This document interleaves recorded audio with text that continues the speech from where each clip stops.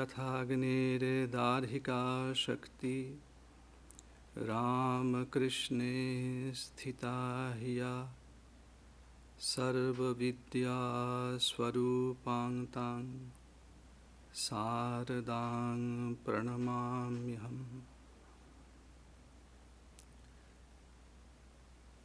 I salute Sri Sarada Devi, the embodiment of all knowledge, who is inseparable from Sri Ramakrishna, like the burning power is inseparable with fire.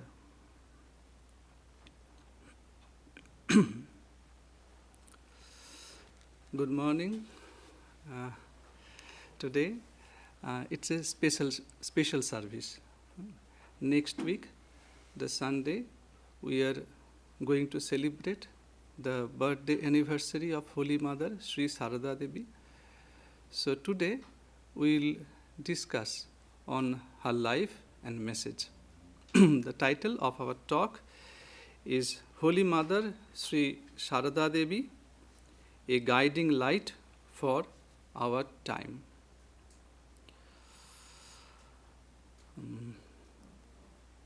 A few weeks ago, a student asked me, in this troubled world, how can we find a guide? She was a young girl, around studying probably 10th or 11th grade. So, but already she developed a habit of deeper thinking. She realized that in that age she need a guide. It would be very, very nice if he would get a guide. It's true that we need a guide when we enter the unknown. For instance, if we drive in an unfamiliar area, we need directions or a navigator. Similarly, if you visit a new place, like a place in Africa, Egypt, or India, we need someone who knows better than we do. When we start school, our teacher acts as guides, helping us learn. If we face a legal problem, we need a lawyer who becomes our guide and showing us the right steps to take. So we need guides, and it is not a new thing. Daily we are taking help of our guide. Maybe he or she may be our friend or some relative, or maybe our teacher. Throughout the history, in every era, there have been guides, people who showed the way for others. By following their wisdom, humanity has been able to overcome challenges and make progress, even in difficult times. Moses was a guide. Buddha was a guide. In the present era, we are fortunate to have guides around the world who inspire us to rise above the challenges and limitations that seek to hold us back. By following their wisdom and example, we can transcend the obstacles before us and unlock our true potential. We can do it.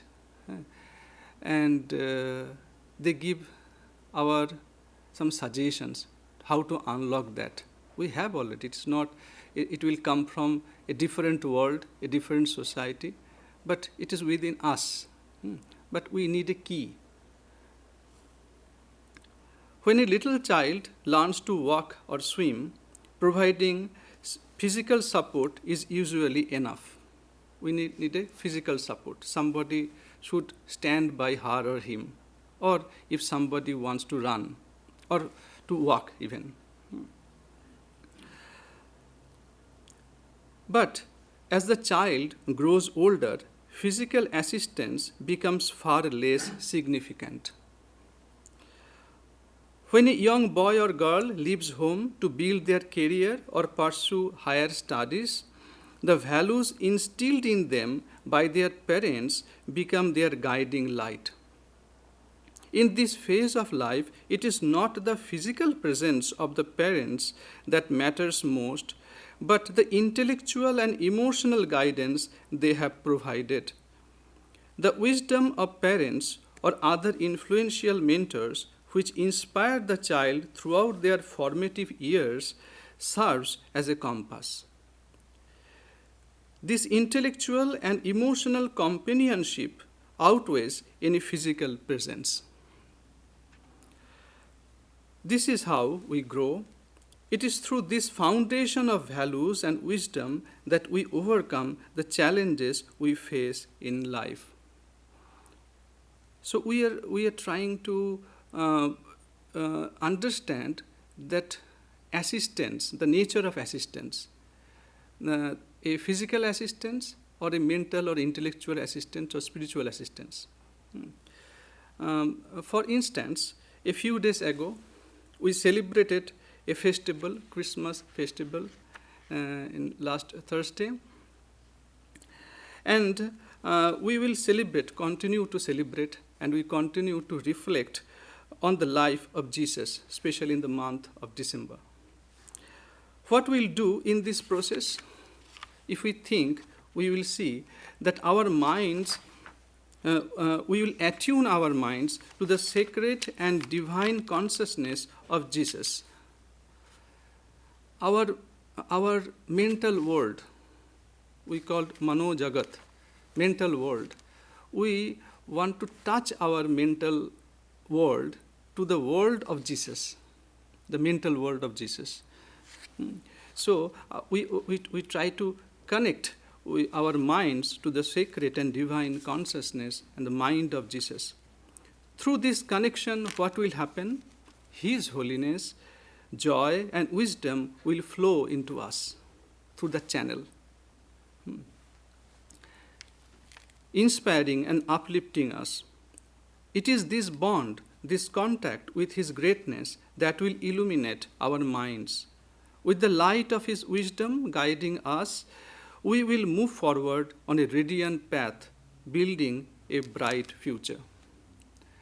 That is the way when you think about a great soul. This is the thing that happened to us. We built a bond, we built a path, we built a channel.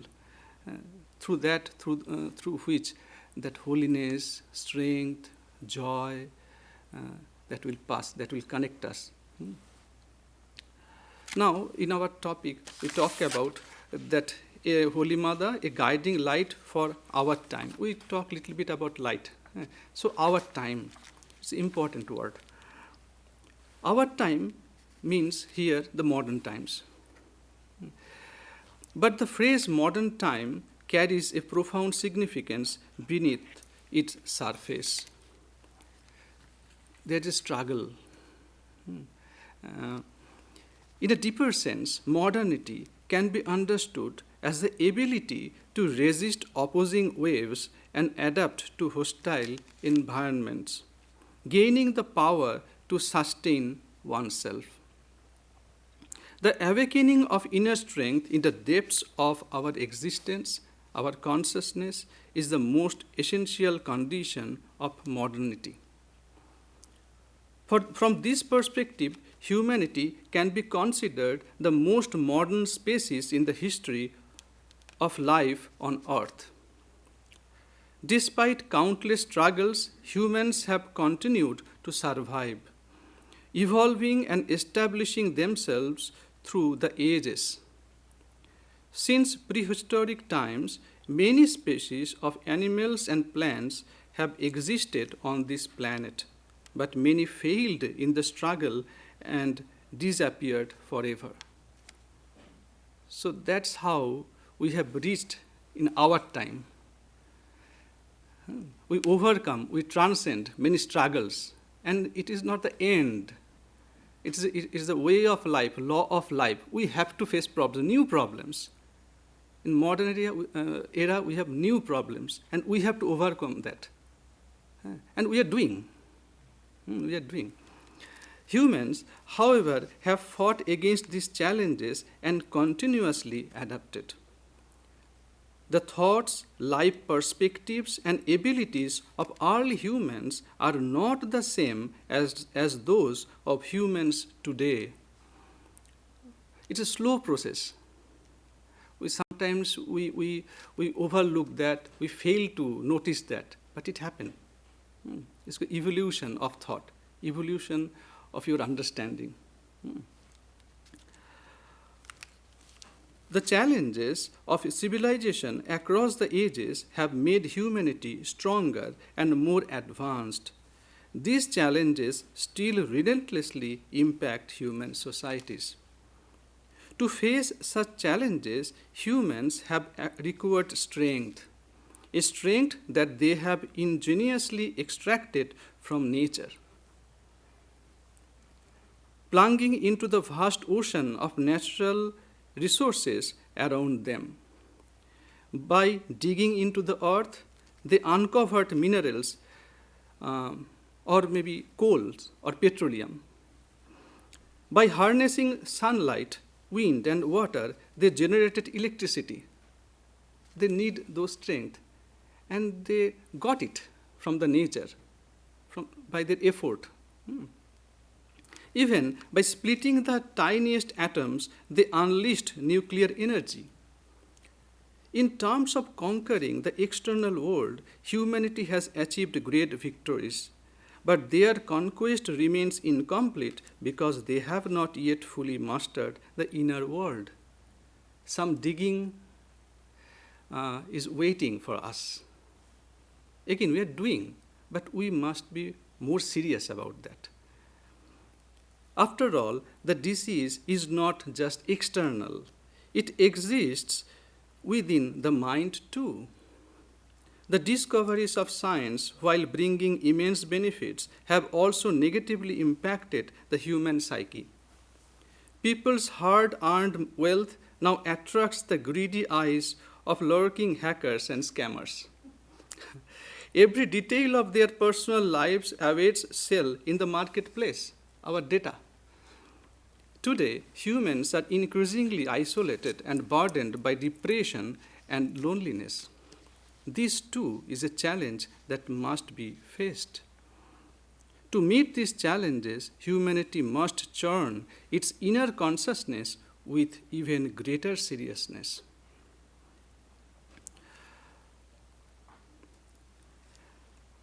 And from ancient times to the present era, humanity's journey of triumph has been shaped by its struggle against two aspects of nature. While the West focused its efforts on conquering external nature, the East concentrated on the inner nature within. The true essence of global culture lies in the harmony of these two struggles. Humanity must strive against both forms of nature, becoming aware of its holistic legacy and embracing the collective heritage of humankind. And it's important. You are human being, we are human being, we are not animal. Why we are saying all those things? Because we have to understand. When we understand, it will regulate our thought process. We have to value other human beings. We have a common heritage as a human. A modern person inspired by this global vision becomes a true citizen of the world, enriched by the spirit of universal friendship. And this is why Mother of the universe has come as our guide. Who understands a child's struggles better than a mother? Who else possesses such deep empathy and care for her children as a mother does? In the life of Holy Mother, Sri Sarada Devi, we witness this ideal balance.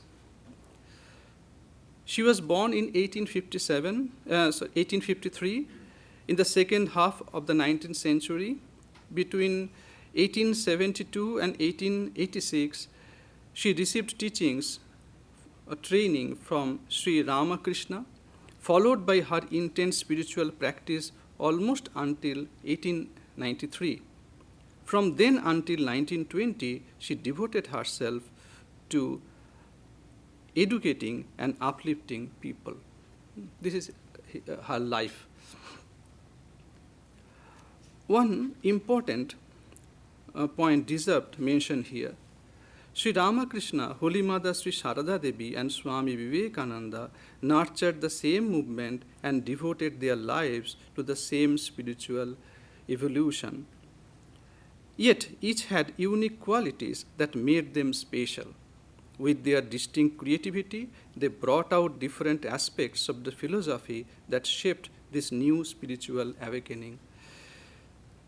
Without recognizing this clearly, we may fail to fully appreciate their contributions. Their mission were not different. Same mission, same. But their way was different, distinct. Holy Mother Sarada Devi, in her quiet yet profound way, demonstrated how to live this ideal practically in daily life. Her rationality and social awareness were beautifully intertwined. It was her extraordinary sense of reason that became the foundation of her social vision. To truly understand this, we must first see how her rationality shaped her character and then explore how it led to her remarkable contribution to society. So, though born in a remote village of India in Jairambati, if you try to understand her life, it's really remarkable. In so-called illiterate, uneducated, a Brahmin widow, how he, from a housewife, she became a Sangha Janani, we call that mother of the Ramakrishna order. Although she didn't have formal school or college degrees, Sri Sarada Devi always displayed a deep love for knowledge. So, we remember Josephine MacLeod, a disciple and friend of Swami Vivekananda. She used to tell, two things I dislike most. One, knowledge in the books, and money in bank. So, we are talking about knowledge in book. So, she does not have also any college degree. But she has always developed a deep love for knowledge. In her childhood, when she began studying, Ramakrishna's nephew, Hriday, discouraged her. In her later years, in Dakshineshwar, one young girl would come daily to teach her and help her with her lessons. In her later years, the Holy Mother taught her nieces, Radhu and Maku, and encouraged the students at Gaurima's ashrama in their studies. Gaurima was a disciple of Sri Ramakrishna, a nun. She built a ashrama only for a convent, actually. So, she always motivated her less educated disciples to develop a love for learning. Beyond bookish knowledge, she was curious about the world and keenly interested in current events. She encouraged her disciples by saying, "Wherever you go, observe everything around you carefully. Wherever you live, stay informed about what's happening there." So it's an interesting fact about both of them, Sri Ramakrishna and Sri Sarada Devi, of course Swami Vivekananda, but he had, we do not want to mention him much because he already have some college degrees, is a brilliant student. So Sri Ramakrishna, Holy Mother, apparently uh, they didn't have any that kind of degrees, better to say. But both of them was a keen observer. Whatever they of the facts that they used to notice around them. When Sri Ramakrishna, we remember, when he heard about the new discovery of microscope, he expressed his desire to see that. But something happened. He tried to see through the lenses, but he went to samadhi. So it's a different thing. But Holy Mother, the same fact we can see. This remarkable curiosity blended with her extraordinary intelligence. While Sri Ramakrishna's teachings guided her, she brought her unique perspective to everything she learned. Her unwavering devotion to her husband did not limit her independence. We have to think we're talking about more than 100 years ago. A different world, different situation, different social values. Like an ideal devoted wife, she followed her husband, but she never gave up her individuality or freedom.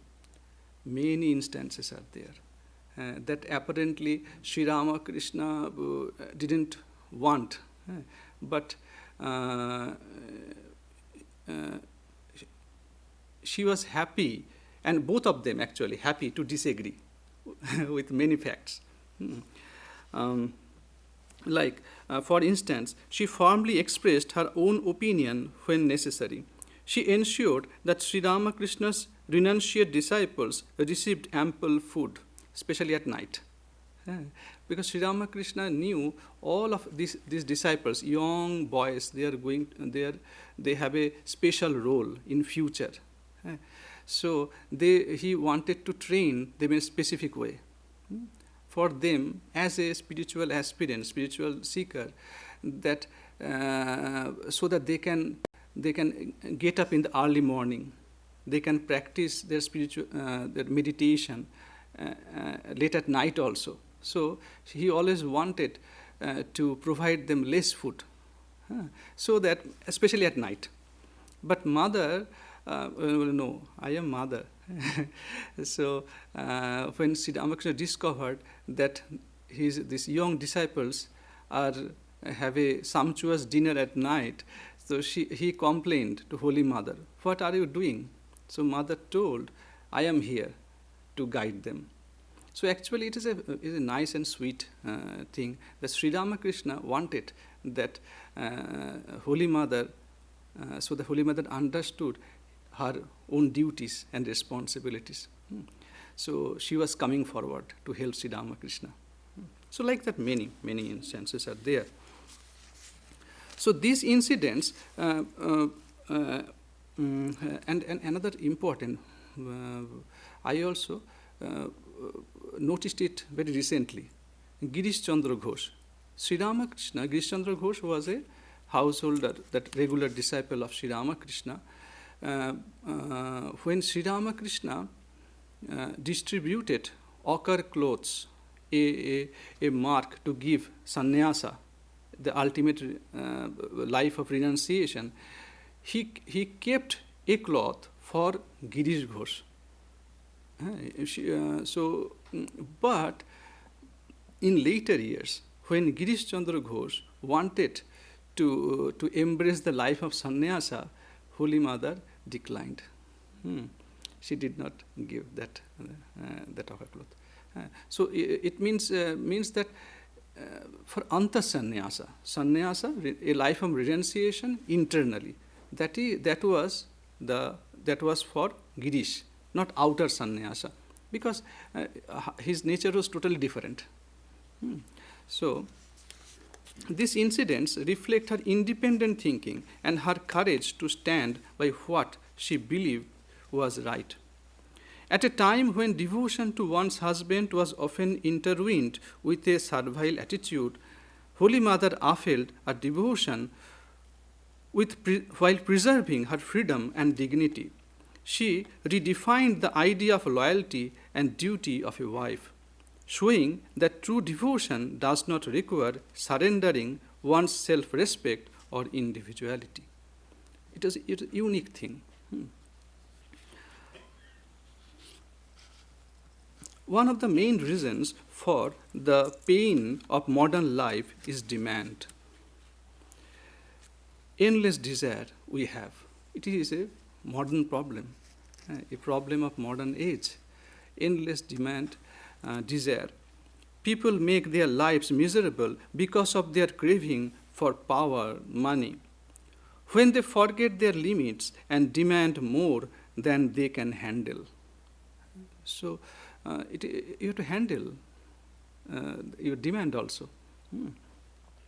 They lose sight of the truth. Only the mindset of want and want can never bring peace. Isn't what we already have valuable enough to understand what you have already? This problem isn't just for a certain class, it's everywhere, across all classes. Excessive desires are turning people from their higher self into a smaller, self-centered me. Nobody knows where to stop, and this has led to growing jealousy, growing unhealthy competition. Modern society knows the answer but refuses to accept it. People need to reflect deeply on what they really want and what do they truly want. Not money, not fame, but peace. We can see the life of Holy Mother. When Sri Ramakrishna passed away, so it was a different life for Holy Mother. Even Sri Ramakrishna, when he was alive, so she used to tell, whatever comes, let it be. She did not just say it, but believed it.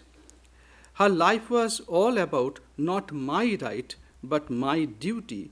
She conquered our hearts by following this noble principle. Again, you have to that use all those principles in the modern age. You see, we are demanding, we want this, and uttering slogans, shouting in the street. We want, it is our right, you have to give it. But we hardly shout about, it is my duty. So she always thought about not my right, but my duty, and that is the way she conquered all. During her 13 years at Dakshineshwar, she worked tirelessly, kneading dough for hours to feed devotees of Sri Ramakrishna, never taking a moment's rest. She remained behind the veil, serving everyone selflessly. So it is another characteristic of Mother, behind the veil. Again, we always, whatever we do, I have done this. No. And Mother's nature is totally different, behind the veil. Everything is going all right, but who is doing that is behind the veil. Nobody can see him, see her. We, representatives of modern times, may not agree to such sacrifices. They might see her as a deprived woman, someone who gained nothing from her husband and family. Her husband worshipped her as a goddess but denied her the joy of motherhood, asking her only to serve. Some may wonder, what great lesson can we learn from such a life? So in scripture we have that, the Purva Paksha and Uttara Paksha. So you have to, in the commentaries of Shastras or Holy Scripture, you will find, if this question arises, this is the answer. And that is the way. But Sri Sarada Devi's life teaches a different truth. True joy does not come from self-gratification, self-indulgence, but from self-sacrifice. There is no greater happiness than welcoming others with an open heart. What we often call love is usually selfish satisfaction. True love means selfless sacrifice. And this is what Sri Sarada Devi embodied. Sri Ramakrishna taught her the blessing of becoming a universal mother through self-sacrifice. This extraordinary woman, simple and rooted in her rural upbringing, stands today as a source of solace for people wounded by the struggles of modern life. Sometimes in our that classes, we feel so sorry when we finish one book. So we want more book written on Holy Mother. So Sri Ramakrishna had advised her, never stretch out your hand before anyone. We can learn dignity from Holy Mother. So Sri Ramakrishna, before passing away, he advised her, never stretch out your hand before anyone. Live within your means. It was a village Bengal. So instruction was, grow vegetables, eat simple food, and chant God's name. This advice shaped her life. After his passing, she returned to Kamarpukur, really grew vegetables and lived simply, even when she could not afford salt. Yet she never asked anyone for help. Her life, marked by patience and self-restraint, is a shining example for today's generation. It teaches that true strength lies in contentment and self-control, not in endless demands.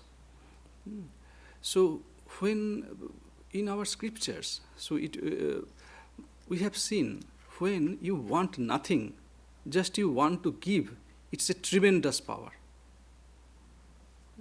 Just stand before the society, or maybe just and say, I want to give, I want nothing. So Sister Nivedita used to say, he or she with this kind of principle becomes like a powerful as thunderbolt. Nobody can stop him or her. If you want nothing, just want to give. It is true that today, due to economic struggles or the need to earn a livelihood, most of us in middle-class families have to juggle both home and work. Women are stepping beyond familiar boundaries and expanding their roles in many directions. Another question, probable question, which brings new challenges and conflicts in their lives. Indeed, the times of Sri Sarada Devi are no more.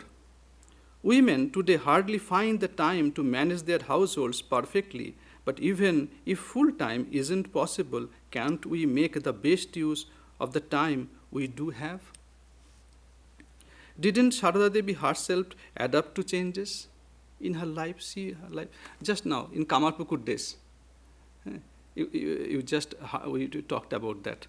From a simple village woman, she became the mother of the order that we have told, Sangha Janani, for a renowned monastic organization. At the same time, she was also the loving mother to Radhu. Radhu was not her daughter, just niece. Nobody was there to look after her. So she became served as a mother. And worked in the kitchen with others, rolling out bread. Yet, she didn't lose her essence. Sarada Devi turned strangers into her own, cared for everything, and created a home filled with love. We sometimes find difficulty to when a lot of guests in Indian household different. So many relatives now and then coming, but see life of Holy Mother. She is taking care of his. They are not their mother-in-laws, Bhairavi Brahmani. She is taking care of Bhairavi Brahmani, the guru of Sri Ramakrishna, and even Gopaler Ma. They used to address Sri Ramakrishna as son. So she took care of them. She never harbored jealousy toward anyone. The independent thinking of Holy Mother is evident even in her later life. Her logical approach to solving problems is well known, such as her decision regarding the proposal to sell Belur Math land for funds during the plague relief effort and her stance on not having rituals in the Mayavati Advaita Ashrama. So there he was, it was not with only Sri Ramakrishna. She took a different stance. This is my opinion. And Sri Ramakrishna happily agreed afterwards. So with Swami Vivekananda also, on all those two occasions when Swami Vivekananda wanted to sell the new Belur Math land, because he needed some fund for a relief operation to serve the plague victims. And second, it was a different thing. Swami Vivekananda didn't want to start ritualistic worship in ashrama. But these the members of the ashrama wanted to start the ritualistic worship of Sri Ramakrishna. But you know all those things, you know. And Holy Mother will know. What, in this case, what Swami Vivekananda is saying is right. But think about it. Whose worship they wanted to start? Sri Ramakrishna's, her husband. But she always appreciated the principle. So Swamiji wanted, it was an Advaita ashram, so no ritualistic worship. So we see this kind of many instances. Baburam Maharaj, Premanandaji, the then manager of Belur Math, once he didn't, he was reluctant to reinstate a servant dismissed from Belur Math for theft. The mother firmly instructed him, I am telling you, take him back. So he's a poor person, poor man. So when we follow a particular religion, there are many dilemmas in our life, the new problems. So there are dilemmas. One dilemma is trivial customs and true principles. When we follow a particular religion, we often find ourselves caught in the maze of its true principles and trivial customs. We call tuchho achar. Just customs, trivial customs. It was started in a certain point of history. It was needed in that particular point, maybe 500 years ago. But it was a temporary solution. You need not to follow now. So when we follow a particular religion, we often find ourselves caught in the maze of its true principles and trivial customs. In the process of adhering to our own faith, we sometimes hesitate little, if at all, to trouble others even, who is following other faiths. The mother's deep sense of reason led her to ignore trivial customs and guide others toward genuine truth. We always talk about secondary truth and essential truth. About your food, about your garments, your cloth, it's a secondary. It was a temporal instruction depending on the situation and the climate of the place. It is not universal. Universal is that love, compassion. This is the universal thing. This is the essence of religion. Purity, this is the essence of religion. While she did observe, while she did observe certain traditions, she never supported meaningless customs that burdened or oppressed people. Commenting on the rigid rules imposed on widows of her time, she once said, "Do not let your mind get disturbed by such trivial matters. Ignore what others say and do what you think is beneficial, remembering the Lord." We should not forget last word. Remembering God. Ignore what others say and do what you think is beneficial. Remembering God. This is the essential part. She advised many widows against imposing severe dietary restrictions on themselves. It was this clarity and courage that enabled her to permit Swami Vivekananda to travel abroad, despite the social and religious taboos surrounding sea voyages. In those days, for the common Hindus, They used to think that one should not cross the ocean. We do not know from where it came. Maybe long ago, maybe to prevent that, that diseases maybe. One may bring from different countries some kind of thing. Who knows where from it came? Or maybe there was some incident happened. Somebody came in this country, and they troubled your fellow countrymen. Who knows? Maybe for disease. Who knows? And Corona, it already taught us, and we also that quarantine, all those things. But we do not know where from this injunction came. But in those days, still they are following that old rule. You should not go for a sea voyage. But Holy Mother gave the permission. Swami Vivekananda, you go.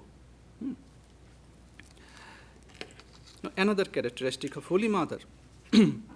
Holy Mother always taught the importance of avoiding emotional excess.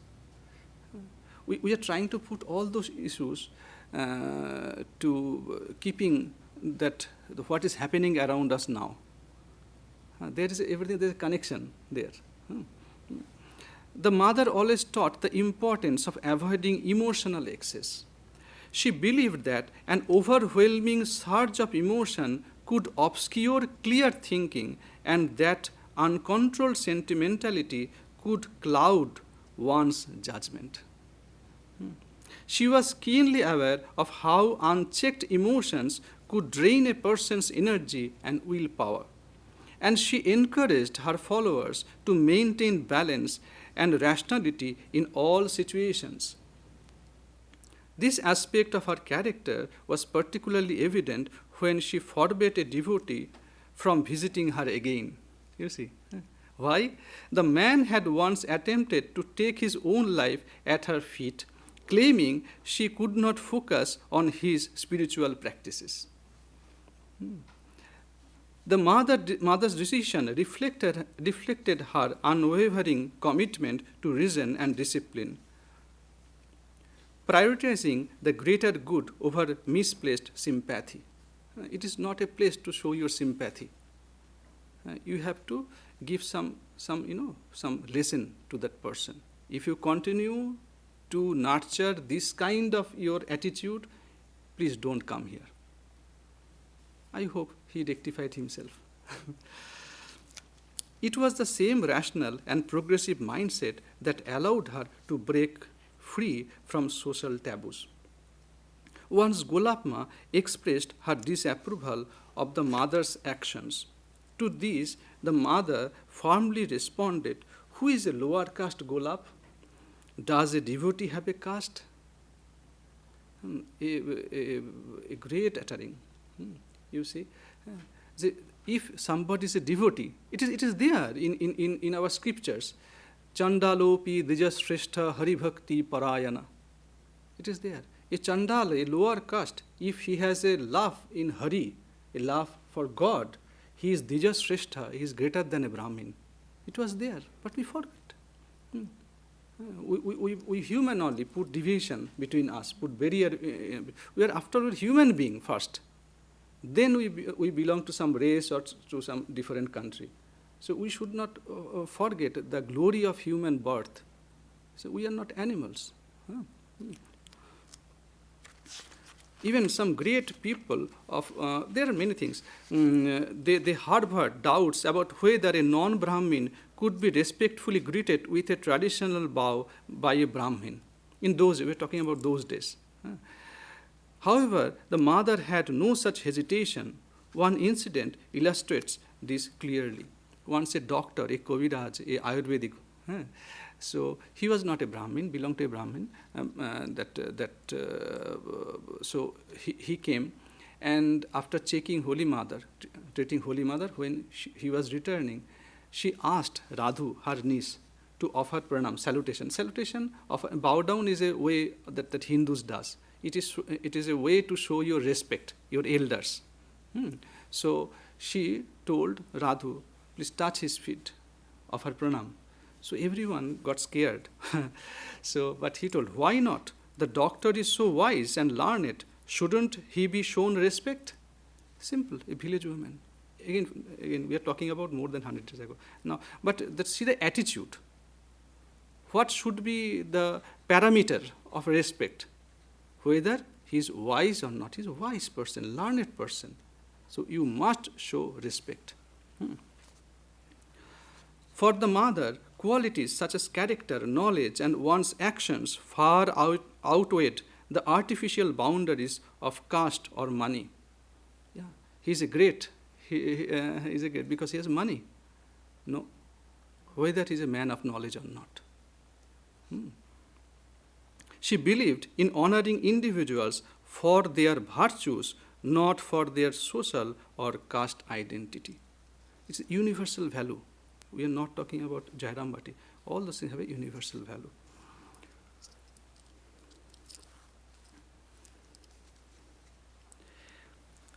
Yes. Clinging to their habitual ways of thinking, people often overlook profound truths about life when they see them emerge in unconventional or fallen individuals. She was a person always appreciated if somebody has good qualities. So there are some instances, like one we can share like that. Mother, with her liberated and compassionate nature, provided fresh perspectives to ordinary people through her interactions and comments about those marginalized by society. Near her home in Kolkata, a man devotedly cared for his ailing mistress. She was not his wife, but it happens in society, no? Sparing no effort to comfort her during her critical illness. Witnessing this, the mother remarked, "What an extraordinary example of service and dedication. This is what true care and commitment look like." So, we call lotus. Another name of lotus is pankaja. Panka means mud. So from mud, from dirty mud, you get the flower lotus. So you should appreciate the lotus, not the mud. You do not judge lotus, beauty of lotus, by as it was came from the mud, dirty mud. Lotus, it has its own beauty. Another issue in today's modern world is our desire to have everything exactly the way we want. We are always disturbed, irritated, because nothing is going as I want. Always disturbed. Strong likes and dislikes create unrest both at home and at work. We forget that not everyone is born with the same understanding our abilities. When things don't go according to our wishes, conflicts arise. Here we must remember the ideals of Sarada Devi. She was a mother to all, good and not so good alike. Ami Shoteroma or Shoteroma. She could say, Sharat is the same to me as Amjad. Sharat, a saint, Amjad was a robber. But though by profession he was a robber, he used to visit Holy Mother time to time. So he said that Sharat and Amjad are same to me. To her, every child was priceless. That is the universal message. To mother, every child is priceless. No one was unworthy of her love. Her lap was open to all. Nobody is priceless in this world. Not our neighbor, or or who is coming, maybe who is staying, living far miles away from us. Everyone is priceless. The mother's entire life was immersed in spirituality, and she placed this higher than anything else. Yet she never supported miracles or blind faith in religious teachers under guise of religion. There were many occasions when her divine nature manifested, or when she herself spoke of her true essence. However, in each case, she tried to keep it hidden. Many of her divine visions, which would generally be regarded as miraculous, she kept to herself.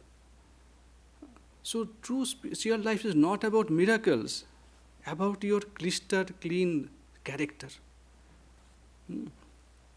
Once a student was sitting at her house early in the morning and saw a red light stretching from the Bagh Bazar area to Kali Ghat. Kali Ghat is a famous temple of Mother Kali, and Bagh Bazar where Holy Mother used to live.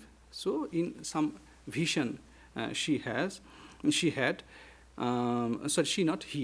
he assumed that the mother might have gone to Kali Ghat that day to test his theory, his idea, whether the vision was correct or not. He went to her place at Udbodhan, that Holy Mother's place, to check, and found that his assumption was correct. When he asked the mother about it, she responded, "You are just a child, my son. What use is there in such stories? Even if you did see it, so what? It's a color you saw, a red color." So, what change came in your life? Nothing. People are often more attracted to miracles than to spiritual practices aimed at purifying the heart. The mother, therefore, remained critical to this fascination with the supernatural. She was, however, aware of her own miraculous powers and used them at times. But Holy Mother clearly, yet she preferred not to discuss these occurrences. Without giving importance to miracles, the mother emphasized the importance of spiritual practices and mental purification. If anyone claimed they couldn't focus on chanting or meditation, she would firmly respond, "Mother, you have given me a mantra. My mind is restless. I cannot repeat the holy name, and I cannot meditate." So she used to say, "What is this? You won't chant your mantra? What does that mean? If you don't chant, what will happen to you? It's your own loss, not mine." She also said, "Chanting the mantra purifies the mind. Without it, how can you move forward, my son?" So it's nothing. You have to go from this place to that place. You have to drive the car. You are thirsty. You have to drink water. It's as simple. It is nothing that miraculous and nothing strange in that. You have to do something to achieve something.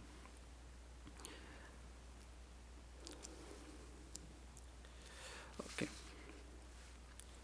So.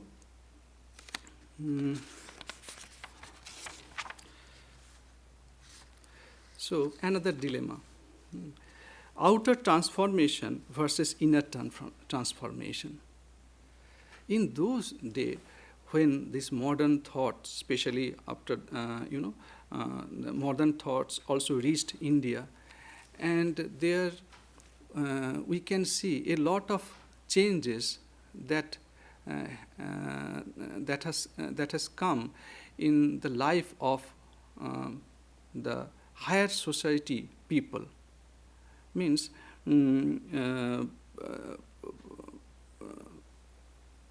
not the lower caste women in India, because they are not confined in their houses. They had to go to the market, sell something. But it happened mainly with that upper class people. When that new some colleges, schools were open for English education. So they thought during that time there were some signs of change among women. We can notice in India. But what did this transformation truly look like? When modern ideas reached the wealthy and noble families of India, their ladies, the women of those families, celebrated this new freedom in their own ways. Some enjoyed riding horse-drawn carriage to open fields. Others wrote some poetry, English poetry, while some composed Bengali prose and verse. Yet, in the context of true freedom, these were mostly superficial changes. So, we are now become modern. How to show that? So, they had money. So, it was in those days, in newspapers, you can see those kind of news. And we saw, when we visited Risley Manor a few months ago, we saw some newspaper cuttings. They talk about, they were talking about Mr. Leggett and Mrs. Leggett because they are influential people. Nowadays, it also happened in tabloid, in the British tabloid and that tabloid. This happened to this actor. This thing happened to that businessman. Gossips kind of thing. In those days, I remember in Risley Manor, we saw some old paper cutting where it was written that Mr. Leggett hired a little girl from a poor family to assist her daughter, his daughter. Means funny. Means in the photo, some photos were printed. The Mr. Leggett's, the daughter of Mr. Leggett, I think he was Francis or Frances.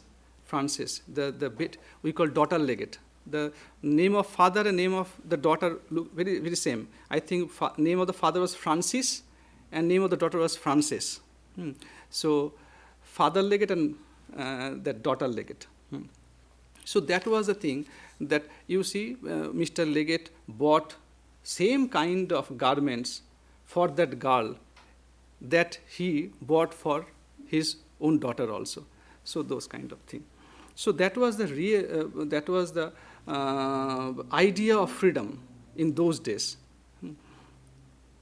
Holy Mother Sri Sarada Devi, however, envisioned women as truly independent individuals, capable of solving their own problems without relying on men, not copying only men. All those leaders, the reformers of of that era, their women freedom means copying the men. But Holy Mother always suggested, no, it is not the real freedom. They have their own right, and they have to do some different kind of work. So, centering Holy Mother, it was started a convent, Saradeshwari Ashram, by Gaurima, another disciple of Sri Ramakrishna. He built an convent.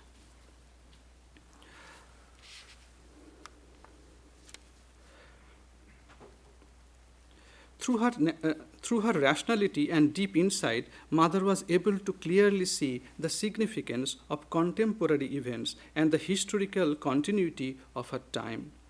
We marvel at the social consciousness she embodied, which was not only on par with, but in many cases more far-sighted, original, and practical than that of other leaders of the Renaissance. Mother was fully aware of the British rule in colonial India. The imperialist powers, driven by business interests, laid down railways, telegraphs, and applied scientific tools in their colonies, which did provide some conveniences to the general population. However, where exploitation is the main goal, no lasting welfare for the people can exist. Once a devotee, he once arrived quickly by train in Jairambati to meet her, and Holy Mother praised British for their infrastructure. You see, the train service was not their railway service. Now they have this British, they introduced the railway tracks. So the devotee encouraged, continue to praise the British, but Mother rebuked her, saying, "But my dear, even if these conveniences exist, the scarcity of food and clothing has greatly increased in our country. There was not such a shortage of food before." And he continued about saying many things, have insight. She continued, "Once every home had a spinning wheel. Cotton was grown for food, Everyone spun their own thread, and there was no lack of clothes. But when the company came, this British rule came, it ruined everything. The company lured us with the promise of easy money. Four pieces of cloth for a little money, and now everyone has become a babu.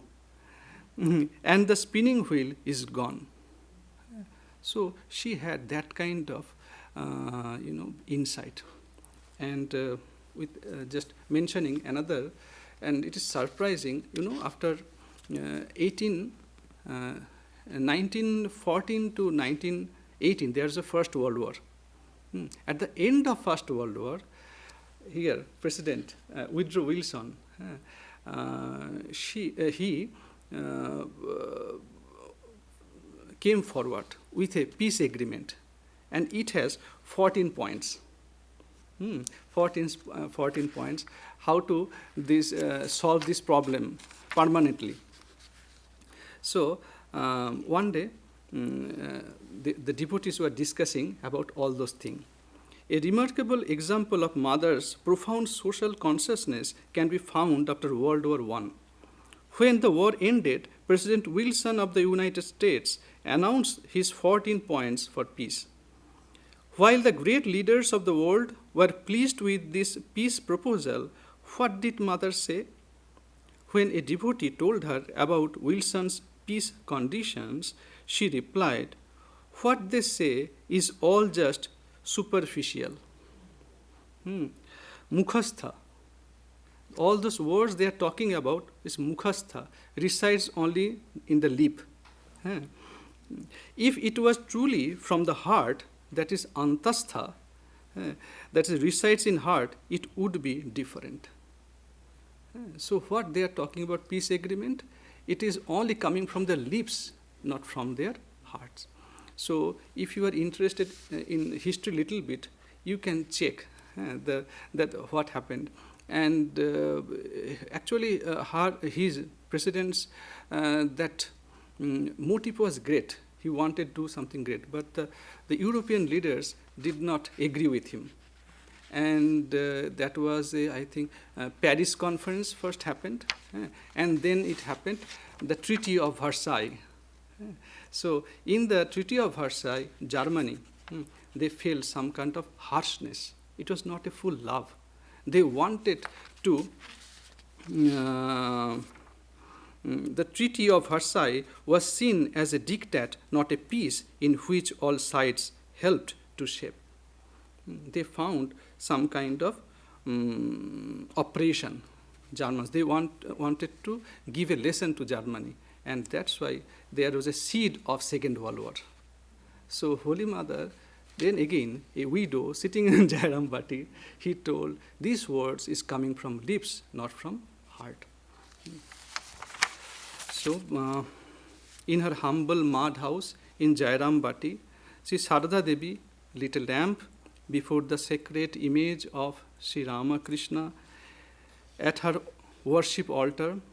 She left the door to that room open, and through it, the gentle glow of the lamp has reached the hearts of countless devotees, her beloved children spread across the world.